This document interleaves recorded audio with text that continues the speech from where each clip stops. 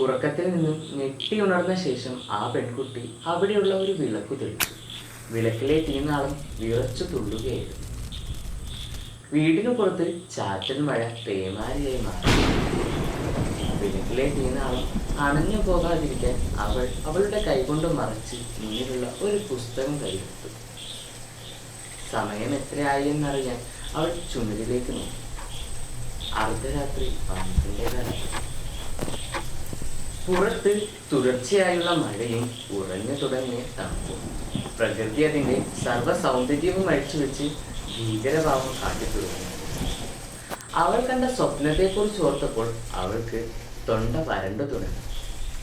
വായിക്കാനൊടുത്ത പുസ്തകം മാറ്റിവെച്ച് ഒരു കോട്ടുവ ഇട്ടുകൊണ്ട് അവൾ അടുക്കളയിലേക്ക് നടന്നു. വെള്ളവുമായി തിരികെ എത്തി അവളുടെ ദാഹം തീരുവോളം വെള്ളം കുടിച്ചു. പെട്ടെന്ന് ജനലിനരികിലൂടെ എന്തോ ഒരു നിഴൽ നടന്നു പോകുന്നത് പോലെ അവൾക്ക് തോന്നി.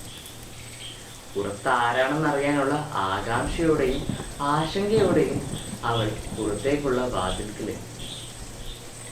വാതിൽ അവൾ മെല്ലെ പുറത്തേക്ക് നോക്കിയപ്പോൾ ഇരുട്ടിനെ കീറി മുറിച്ച് എന്തോ ഒന്ന് അവളുടെ അടുത്തേക്ക് വരുന്നത് പോലെ തോന്നി. പേടിയോടെ അവൾ ഒന്നുകൂടി സൂക്ഷിച്ചു നോക്കിയപ്പോൾ കണ്ടത് ആജാനബാഹുവായ ഒരു മനുഷ്യരൂപമായി. കറുത്ത സ്യൂട്ടും ടൈയും ധരിച്ച് സാധാരണ മനുഷ്യനേക്കാൾ 2 ഇരട്ടി ഉയരം കൂടിയ ഒരു രൂപം. ആ രൂപത്തിന്റെ മുഖത്തിന്റെ ഭാഗം ശൂന്യവുമായി. ആ രൂപത്തെ കണ്ട് സ്ലെൻഡർമാൻ സ്ലെൻഡർമാൻ എന്ന് നിലവിളിച്ചുകൊണ്ട് അവൾ വീടിനകത്തേക്ക് ഓടി. Welcome back to ന്യൂറോടെക്.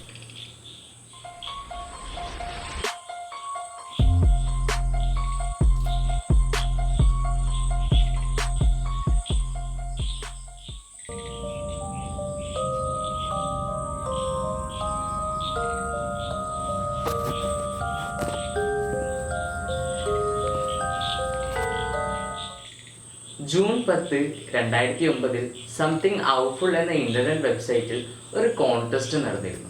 ഒരു ഫോട്ടോഷോപ്പ് കോൺടെസ്റ്റ്. എന്നാൽ ആ കോൺടെസ്റ്റിന് ഒരു പ്രത്യേകതയും ഉണ്ടായിരുന്നു. അവർ ആ കോൺടെസ്റ്റിൽ സൃഷ്ടിക്കുന്ന എല്ലാ ഫോട്ടോസിനും എന്തെങ്കിലും ഒരു പാരനോർമൽ കണ്ടന്റ് ഉണ്ടാകണമെന്നതായിരുന്നു ആ സ്പെഷ്യാലിറ്റി അഥവാ പ്രത്യേകത. ആ ദിവസം ആ കോൺടെസ്റ്റിൽ വിക്ടർ സർജ് എന്ന യൂസർ നെയിമിൽ ഒരു വ്യക്തി ഒരു കഥാപാത്രത്തിന് ജീവൻ നൽകി, സ്ലെൻഡർമാൻ. അന്ന് അദ്ദേഹം 2 ഫോട്ടോകളും അതിനടിയിൽ 2 കുറിപ്പുകളും പുറപ്പെടുവിച്ചിരുന്നു. ആദ്യത്തെ ഫോട്ടോയുടെ അടിയിലെ കുറിപ്പ് ഇങ്ങനെ: ഞങ്ങൾക്ക് പോകാനും അവരെ കൊല്ലാനും താല്പര്യമില്ലായിരുന്നു, പക്ഷേ അതിൻ്റെ നിരന്തരമായ നിശബ്ദതയും നീട്ടിയ ആയുധങ്ങളും ഒരേ സമയം ഞങ്ങളെ ഭയപ്പെടുത്തുകയും ആശ്വസിപ്പിക്കുകയും ചെയ്തു.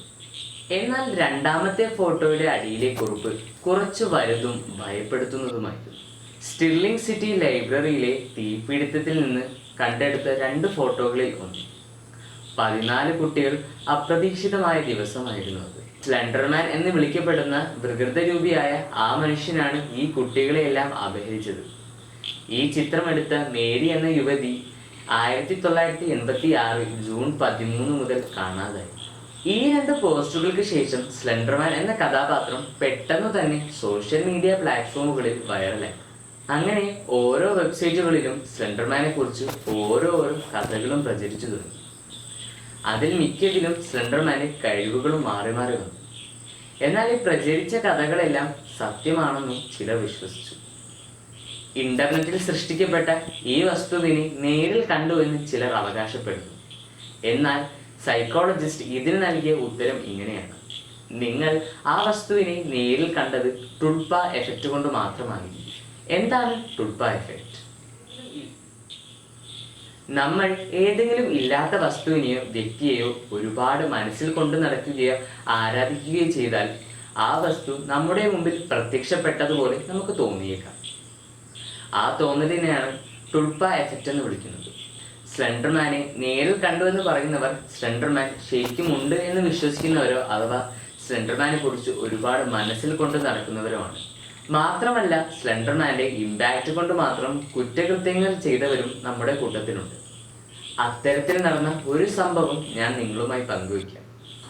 മെയ് 31, 2014 വിസ്കോൺസിലെ വൗക്കീഷ്യയിലുള്ള മോർഗൻ ഗെയ്സർ, അന്നീസ വെയർ എന്നീ 12 വയസ്സുള്ള പെൺകുട്ടികൾ തങ്ങളുടെ സഹപാഠിയായ പെയ്റ്റൺ ലൂട്ടറിനെ കുത്തിക്കൊല്ലാൻ ശ്രമിച്ചു.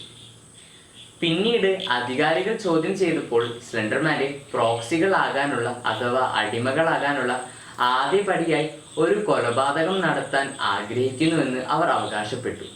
അവർ ഓൺലൈനിൽ വായിച്ചിട്ടുണ്ടത്രേ, കൊലപാതകം നടത്തിയില്ലെങ്കിൽ സ്ലെൻഡർമാൻ അവരുടെ കുടുംബാംഗങ്ങളെ കൊല്ലുമെന്ന് അവർ ഭയപ്പെടുന്നുവെന്നും അവർ വ്യക്തമാക്കി. കുറ്റവാളികൾ സംഭവ സ്ഥലത്ത് നിന്ന് കടന്നുപോയ ശേഷം അതുവഴി പോയ ഒരു സൈക്ലിസ്റ്റാണ് ഇരയെ അവിടെ നിന്നും രക്ഷപ്പെടുത്തിയത്. ആക്രമണകാരികൾക്ക് മാനസിക രോഗമുണ്ടെന്നും കണ്ടെത്തിയിട്ടുണ്ട്. ഓരോരുത്തരും 65 വർഷം വരെ തടവ് അനുഭവിക്കണം. എന്നാൽ പെൺകുട്ടികളിൽ ഒരാൾ ഇപ്പോഴും അവരെ സ്ലെൻഡർമാൻ നിരീക്ഷിക്കുന്നുണ്ടെന്ന് അവകാശപ്പെടുന്നു. സ്ലെൻഡർമാനെ കുറിച്ചുള്ള ഒരുപാട് കഥകളും വെബ് സീരീസുകളും യൂട്യൂബിലും പല വെബ്സൈറ്റുകളിലും നിരവധിയാണ്. എന്നാൽ സ്ലെൻഡർമാൻ കുട്ടികളിൽ ഉണ്ടാക്കുന്ന ഇമ്പാക്റ്റ് ചെറുതല്ല. അവരെ മാനസിക രോഗത്തിലേക്ക് വരെ തള്ളിവിടുന്ന ഒരു കഥാപാത്രമായി മാറിയിരിക്കുന്നു. അപ്പോൾ എന്തായാലും ഈ കാര്യം പറഞ്ഞുകൊണ്ട് ഞാൻ ഈ വീഡിയോ ഇവിടെ വെച്ച് നിർത്തുന്നു. അപ്പോൾ നിങ്ങൾക്ക് വീഡിയോ ഇഷ്ടപ്പെട്ടെങ്കിൽ ലൈക്ക് ചെയ്യുക, ഷെയർ ചെയ്യുക, സബ്സ്ക്രൈബ് ചെയ്യുക. അതോടൊപ്പം തന്നെ ആ ബെൽ ബട്ടൺ എനേബിൾ ചെയ്ത് നോട്ടിഫിക്കേഷൻ ലഭ്യമാക്കാൻ ശ്രമിക്കുക. അപ്പോൾ നമുക്ക് അടുത്തൊരു വീഡിയോയിൽ കാണും വരെ